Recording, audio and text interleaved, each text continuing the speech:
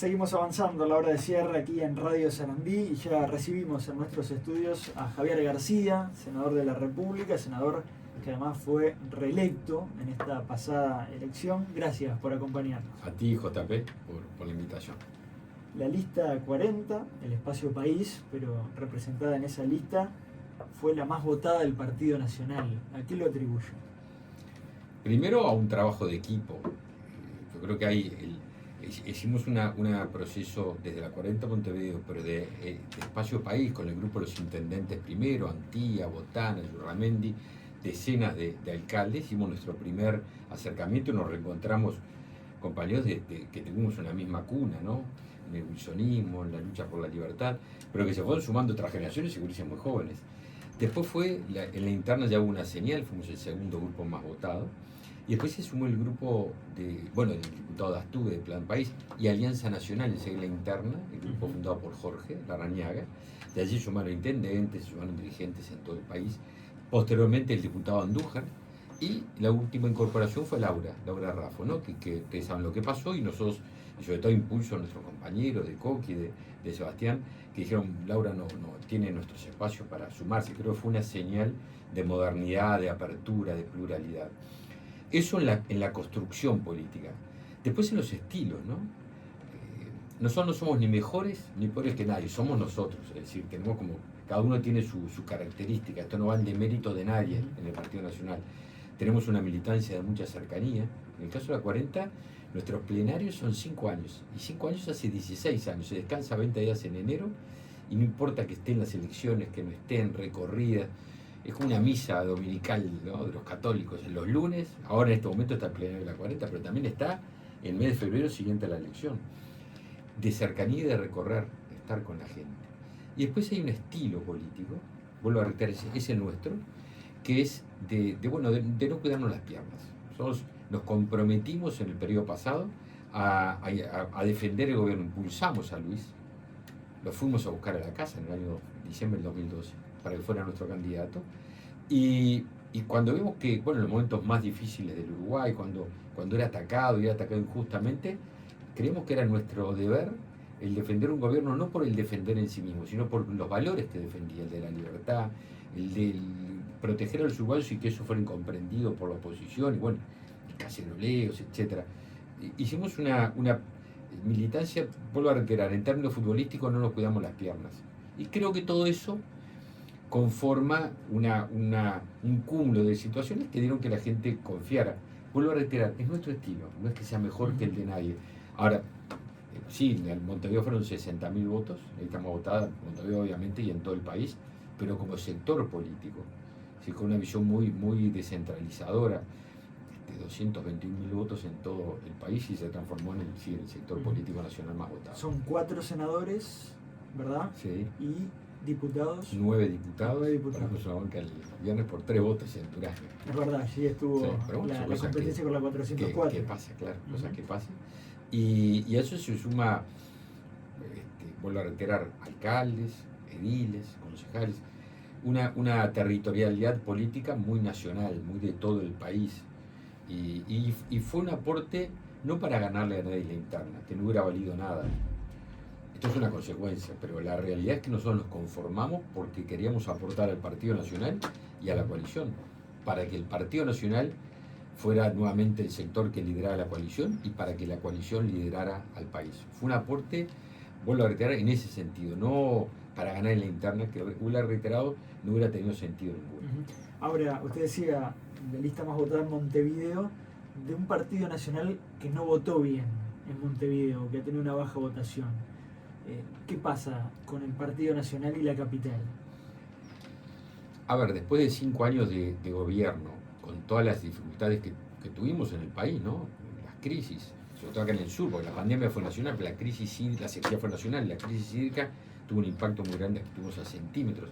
Tener una pérdida de 1 o 2 puntos no creo que sea una situación muy, voy a decir, dramática. Creo sí que hay, obviamente, un partido colorado que creció con respecto a la elección pasada, sacó en el entorno de 12,5, 13% no sé, un par de puntos más, o no me acuerdo bien en Montevideo, tengo la cifra nacional, y es lógico que haya habido un trasvase porque hay un espíritu más coalicionista. Yo creo que hay 5 años después de la coalición aquella que nos costó unos cuantos días, después de la primera vuelta hasta el balotaje de noviembre del año pasado, del periodo pasado, hoy hay 5 años de ejercicio de la coalición. Entonces hay un uruguayo más coalicionista que puede tomar esas decisiones.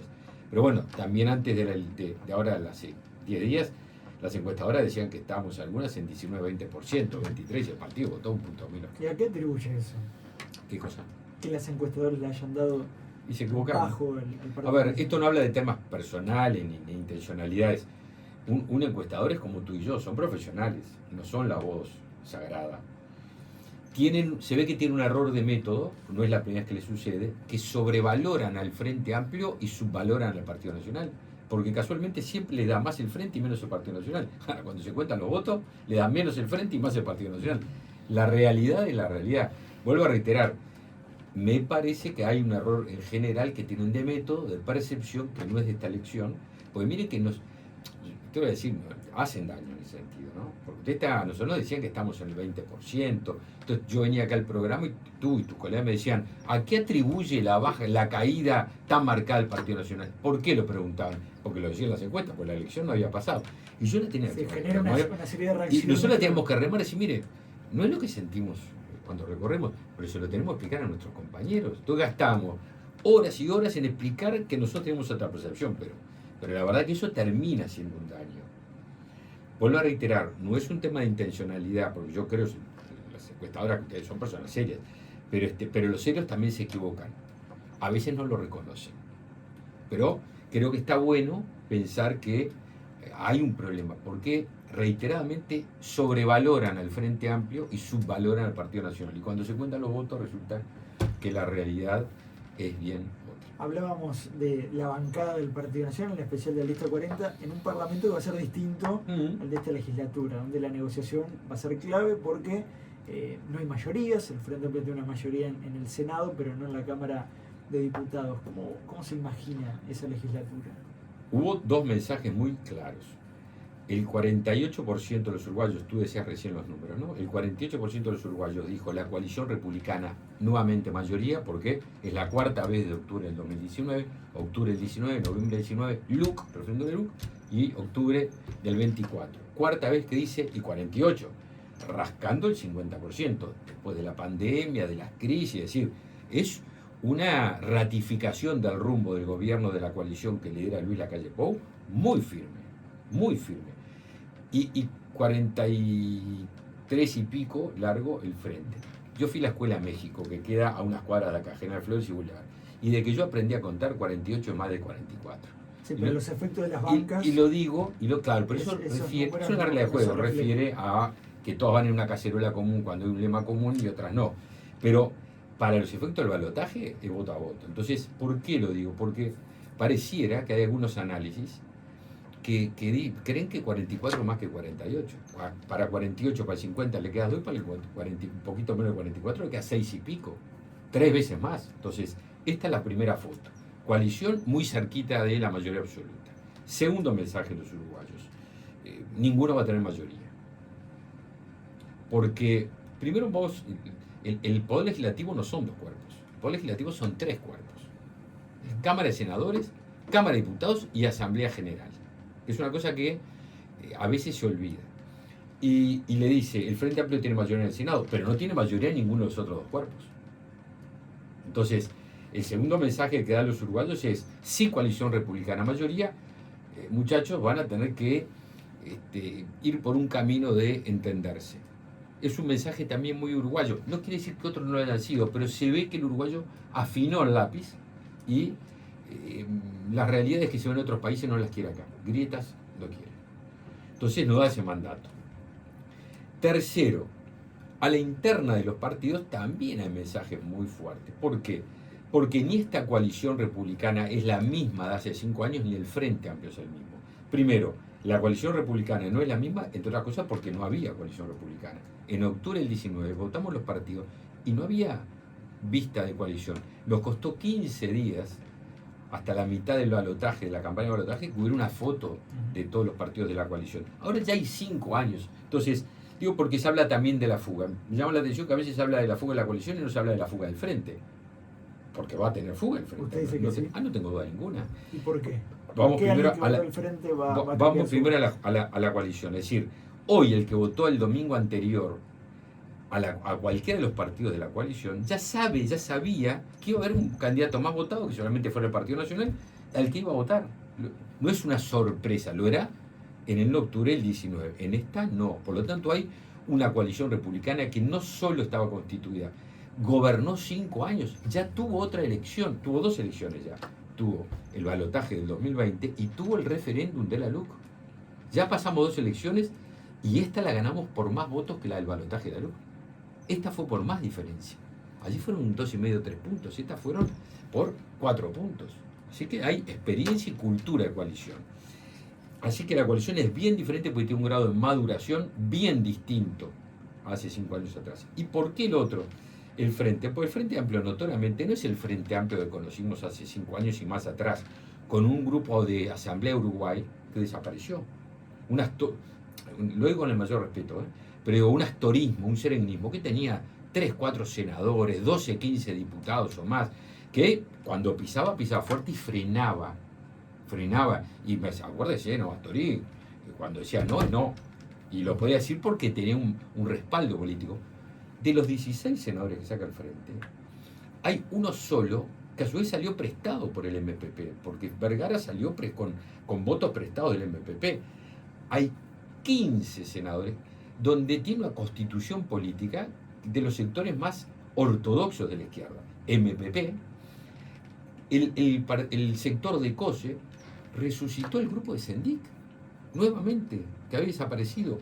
El Partido Socialista, que todos sabemos que ellos se reconocen como partidos socialistas ortodoxos, para los renovadores o se fueron o los echaron. Y el Partido Comunista, es decir, no es el Frente Amplio que tenía una socialdemocracia, un actorismo. Entonces, yo estoy seguro que gente que puede haber votado a sectores moderados, que podía tener ese perfil más socialdemócrata moderado, ve un Frente Amplio volcado en los sectores ortodoxos, donde a su vez ya las propias declaraciones de los ganadores adentro del Frente Amplio, hoy una declaración de un senador electo del MPP, dijo: Odone, que vaya aprendiendo que ganó el MPP. Dijo así, que vaya sabiendo que ganó el MPP, como diciendo, él no corre. Frati, ¿no? El senador electo. Sí, exacto. Pero en los días previos, bueno, con estas cosas, el propio Odone dijo: hoy sí, la primera discusión con el PIB saltaré por los aires. Si usted tiene un candidato eventual a probable ministro de Economía y ya le avisa que no banca 10 segundos en una discusión con el PIB-CNT, que es la otra pata. ¿No se moderó el MPP? Porque ese análisis también está sobre la mesa. No es el mismo MPP. Pero de años atrás. ¿quién manda en el MPP? Los sectores MLN. A ver, el senador Sánchez, usted sabe que el MPP tiene MLN y no MLN, pero los que mandan son MLN. El senador Sánchez, que es el que pisa la pata fuerte, es del MLN. Topolansky, es decir, la verdad que si moderarse es plantear como planteó el senador Sánchez los días previos, nacionalizar, quiere decir expropiar los ahorros personales previsionales, me parece que la moderación, al contrario, me parece que apareció el más MPP ortodoxo, que dijo: ayuden a nacionalizar los ahorros. Este es el Frente Amplio. No hay que marearse, porque esto es decir una descripción objetiva. Lo que estoy diciendo es objetivo totalmente. No hay que marearse. Y a su vez sin liderazgo en el Frente. Porque Orsi no tiene liderazgo. Si los sectores que mandan, por eso cuando Sánchez dijo nacionalizar los ahorros, es decir, confiscarlos, a Orsi, que estaba sentado al lado, no se le movió un pelo. Entonces, esta es la realidad. Yo creo que le va a ser difícil sostener a muchos votantes que incluso ya votaron ahí a sus legisladores, pero dicen: a ver, un país que puede enfrentar una crisis, que nunca la viva, ¿no? Pero si sucediera una crisis tipo sanitaria, ¿qué me da más tranquilidad para mi seguridad? ¿Delgado o Orsi? Independientemente de lo que yo sea. Y todo el mundo sabe que es Delgado, que ya vivió, piloteó tormenta. Orsi, una persona con mucha duda, condicionado políticamente, sin liderazgo, obviamente no es una persona que pueda brindar esa garantía. Ahora, por ejemplo, si gana Álvaro Delgado, ¿cómo va a ser para negociar? ¿Cómo va a ser para presentar proyectos teniendo en cuenta este nuevo Parlamento y la conformación del Parlamento? Primero porque va a haber gobierno. Hay un pronunciamiento mayoritario que espero que nadie amenace con no respetarlo. Líderes del Frente Amplio han dicho se va a trancar. Va a haber un parlamento trancado. ¿Y eso es una amenaza institucional? Bueno, es lo que han dicho. Porque digo, si usted tranca el país, está trancando la democracia. Si trancar el país es trancar la institucionalidad. Hay alguien que se le pasa por la cabeza ir en contra de la voluntad popular, porque Delgado va a ser electo por la mayoría popular, no es por un sorteo. Y cuando se expresa la mayoría popular, se expresa la democracia y la soberanía. Pero ¿cómo gobierna un...? Bueno, voy a decirle, como tantas veces hemos gobernado, porque no es que no tiene Delgado mayoría. Y pongámosle otra hipótesis. ¿Y cómo gobernaría Orsi si no tiene mayoría en los otros dos cuerpos? Sí, entonces ahí primera definición, hay gobierno. Hay un gobierno no designado, hay un gobierno electo. Y las mayorías populares se respetan. Y lo segundo, hay un gobierno que ninguno va a tener mayoría parlamentaria y por lo tanto hay que saber que hay un pronunciamiento popular. El presupuesto el país tiene siempre, porque la Constitución es sabia, entonces cuando no hay acuerdo en presupuesto continúan el presupuesto anterior. Pero decir, con las venias. Sí, claro, obvio. Entonces digo, no hay ningún drama. Pero si, esta es una nueva realidad. Delgado, por ejemplo, puede nombrarse en este gobierno nuevo jerarca, sí. Eso es una hipótesis posible. Yo creo que todos tenemos que partir de que nadie tiene una vocación de ir contra la voluntad popular, de trancar la democracia, de trancar la institucionalidad. Vuelvo a reiterar, primero porque nadie tuvo mayoría, y segundo porque es la mayoría popular la que decide. Ahora le plantean a Delgado desde el Frente Amplio que en este periodo no ha habido una vocación de diálogo o de negociación en grandes temas. Pero mire, ¿no? Por ejemplo, pobreza infantil. Bueno, te voy a dar un ejemplo. Eso no es verdad, pero no es verdad fresquita, no es verdad. De 2 meses atrás, el proyecto de ley de la diputada y senadora electa actualmente, Cristina Luttenberg, yo la conozco mucho a Cristina, somos colegas, pero aparte ella habló muchas veces conmigo estos últimos 3 meses para conseguir los votos de la coalición. Tuvo los votos de la coalición que no le dio el Frente Amplio. ¿Tú sabías eso? Este proyecto que se aprobó hace 2 meses se aprobó porque la coalición de gobierno le dio los votos a este proyecto que no le había dado en el periodo anterior el propio Frente Amplio. Me parece que el problema de diálogo lo tuvo adentro del Frente Amplio, no afuera. Porque nosotros apoyamos y el proyecto es ley porque lo apoyamos nosotros. No fue ley en el gobierno del Frente Amplio. También en el ámbito de seguridad sí hubo una mesa de negociación allí, ¿no? En el Ministerio claro, del Interior. Una mesa. Y no tuvo suceso. Tuvo, se levantó en la mesa Frente Amplio. Decían, hay que tener un acuerdo multipartidario, pero el año pasado se levantaron de la mesa. Se levantaron de la mesa inclusive con una... Yo lo seguía por los medios, ¿no? Pero creo que eran 16 medidas, de las cuales habían sido propuestas por la oposición, distintas de ellas. Se levantaron de la mesa. Entonces, está raro eso parece más un gesto de campaña que una vocación política. Pedir una mesa de la cual yo me levanté hace 1 año, en un tema tan importante. No sé, creo que la vocación de diálogo no es algo que se profesa, es algo que hay que cumplir, que hay que tener experiencia de haberlo ejercido. Nosotros cuando nos tocó enfrentar la pandemia, tuvimos un gobierno que en el medio de las dificultades dialogó, claro, no admitió cosas que no podía admitir. Es decir, cuando el profesor Orsi decían hay que pedirle las vacunas al clase A de mi amigo Alberto Fernández, digo, no, esas vacunas rusas no queremos. Vamos a traer las mejores vacunas que los científicos nos dicen que están ahí a la orden. Hacemos las mejores vacunas para los uruguayos. Cuando nos dijeron que había que encerrar a la gente en la casa y dejarla sin laburo, el presidente dijo, no, que hagamos todo, pero sobre bases y valores, y defender la libertad y el trabajo de los uruguayos. Cuando planteamos la reforma de la seguridad social, ¿cuál fue la primera visita que hizo el presidente a la calle Pou con Álvaro Delgado? Al ser el Frente Amplio. No había pasado nunca. Golpeó la puerta, a la calle Colonia, elegido, le dijo, señor de Frente Amplio, señor presidente de Frente Amplio, esto lo tenemos que hacer, lo han dicho ustedes, no lo hicieron, no importa, nos cuentas para atrás, pero tenemos que hacerlo. Acá tienen el proyecto de ley, agarren una lapicera y sentémonos. Y hubo un diálogo social, nacional, 80 reuniones, 70 delegaciones. Al final no hicieron un solo aporte. Pero tuvimos 2 años, 1 año y medio largo. ¿Se ve usted en un cargo ejecutivo en un posible gobierno de delegado? Usted fue ministro de Defensa en la actual administración. JP, yo no soy nadie para verme o no verme. Yo soy el electo senador, me siento militante porque es el partido que amo. Yo tengo 60 y empecé a militar en plena dictadura de los 16 años del partido. Amo este partido porque amo la libertad. Se lo menciona como posible ministro No, del deje Interior, tranquilo. pero a usted le gustaría asumir una responsabilidad. Más allá de lo que pueda pasar, ¿usted se siente con ganas, con fuerza para algo de eso? Yo sé que estas frases cuando uno las dice, después le facilitan el título al editor. Así que en 20 días hay elecciones.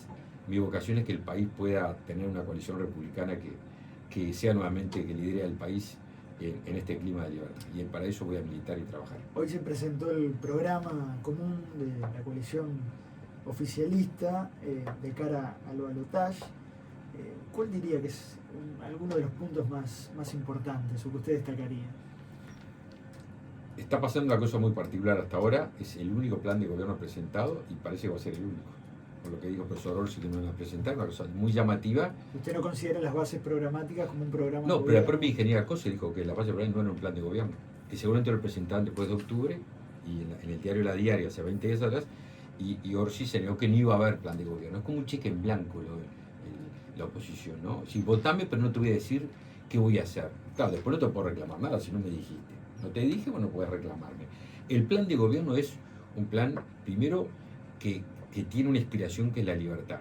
Y esa inspiración de la libertad se funda en que la persona es más libre cuando tiene más oportunidades. Y tiene más oportunidades que las puede concretar teniendo más empleo, mejor salario, mejor educación. Y eso quiere decir, si ya generamos 100.000 puestos de trabajo en 5 años muy particulares, nuestro destino es generar más empleo. Si ya aumentó el salario real en este gobierno con respecto a los últimos 49 años, es generar mejor y seguir aumentando el salario real. Proteger la libertad desde el punto de vista de la formación de una persona más educada y más libre. Eso sí, no hay que volver atrás. Para que sea más libre y para que haya una mejor educación, el destino de la educación no puede estar en manos de los gremios, como estaba antes, como la LUC lo evitó. Entonces, una mejor educación, una mejor capacidad de desarrollo en las comunidades. La mayor revolución de la infraestructura en el Uruguay, en la historia del Uruguay, se hizo en este periodo. 6.000 millones de dólares, a pesar de todos los pesares. Y por último, para hacerlo a grandes pincelazos, cuando digo mayor libertad, quiere decir que empezamos a cambiar cómo se mira la vida en sociedad. No es que los uruguayos trabajamos para el Estado, que el Estado tiene derechos. Los que tenemos derechos somos los ciudadanos, y el Estado tiene deberes para los ciudadanos. Y por eso, entre otras cosas, fuimos muy austeros en la administración de los recursos públicos, bajamos los impuestos y nos exigimos. Y por eso en el plan de gobierno está establecido, por ejemplo, la medida esta de descontaminar el Estado y de presumir que el silencio en la administración es a favor del administrado. Es decir, hay que cambiar. No puede ser esta mirada que había en el Uruguay donde todos tenemos que cumplir con el Estado porque si no el Estado nos castiga. No. Usted, señor Estado, está para nosotros y no nosotros para usted. ¿La coalición republicana debe ser un partido en sí mismo? Pues se está planteando. Yo te diría, JP, que es un debate que se viene, no para estos momentos. Yo no sería honesto si no te dijera que no es a partir de estas circunstancias de ingeniería electoral y las leyes electorales, que es un debate que se va a venir. No es el momento, tenemos elección dentro de 20 días, pero no descartes que analicemos. ¿Por qué? Porque, como decía Wilson, yo me formé la vida con Wilson, la gente es mucho más inteligente que todos los dirigentes políticos juntos. Y la gente ya percibió que tiene espíritu coalicionista y que no puede ser que un partido tenga el 48%, que es más que el 44%, y el que tiene 44% tiene más banca que el de 48. Para finalizar, ¿cuál es la autocrítica que hace como gobernante de la actual administración? ¿Qué quedó en el debe? Renovar los organismos de contralor. No tengo duda ninguna. Sí, no se lograron porque no tuvimos los votos, no dieron votos, pero es una responsabilidad nuestra, es decir, Fiscalía de Corte, Corte Electoral, etcétera. No pudimos, no es excusa que 2 años y medio se les llevó la pandemia. Tenemos, soporte el celular está complicado ahí. Que va a salir la filmación media cortada, va a ser la filmación. Claro que no estamos a las pilas. ¿Qué te iba a decir? Y no pudimos renovar, es una responsabilidad nuestra, es un compromiso para el próximo periodo poder renovar los organismos de Contralor, seguir avanzando claramente en materia de seguridad pública. Avanzamos, no lo suficiente. Es mejor tener 40% de rapiñas menos que 40 como la bajamos, que 300 más como en los gobiernos anteriores. Sí está, pero Javier, falta seguir avanzando. Pero eso sí, no vamos a el Uruguay no podemos volver atrás y, por ejemplo, quitar la legítima defensa presunta a la policía, derogando la luz como lo plantea la oposición, o derogando aquellas medidas que hacen mantener los antecedentes para los menores que cometen delitos gravísimos, o el derecho al trabajo para aquellos que en un lugar de huelga quieren trabajar, protegiéndolos. No podemos retroceder en ese sentido. No podemos retroceder en el respaldo institucional y político a la policía y volver a aquel policía en los gobiernos anteriores donde se actuaba muchas veces, sabía que el que terminaba en el jugador era el policía en el chorro. La del estribo, los casos llamémosle irregulares, Marcet, Astesiano, ¿le pueden pasar factura al gobierno? Yo no digo que no son importantes, digo que no mueven la aguja. Y yo he dicho esto y lo vuelvo a reiterar. Bueno, hasta altura, ahora están los resultados electorales, pero lo dije hace un año. Yo no digo que no son importantes, pero me da la impresión que, aparte, vamos a entendernos, no es por comparar, pero no vamos a comparar un vicepresidente de la República procesado como fue Sendic con estos casos, o presidente del Banco República, o ministros de Economía con el gobierno de Frente Amplio, o una torta de dirigentes políticos, hasta legisladores. No vamos a compararlo con esto. Yo no digo que son importantes, pero creo que muchas veces algunos periodistas y algunos analistas creen que sus temas de interés son los temas de interés de la mesa familiar. Y me dio la impresión que estos temas, siendo importantes, parece que para la mesa familiar el crecimiento del empleo, del salario, el devolver la educación a los educandos. Prolijar, llamémosle así, cómo se manejan algunas situaciones, siempre, algunas elecciones de personas. Obvio, pero el propio presidente de la República dijo que le habían fallado en su confianza. Pero y eso, decir lo contrario, sería deshonesto intelectualmente, conmigo, contigo y con la audiencia. Javier García, senador de la República, senador reelecto, digámosle así. Gracias por este tiempo que nos recibes. Te felicito por Tambiónica, que abriste el programa. A esa discusión de por qué 4 de noviembre. Se lo iba a preguntar, pero no sé si tiene esa respuesta. No, venía escuchando las diferentes versiones. Voy a preguntar a mis hijos que les gusta mucho también. Muchas gracias. Y a mi señora.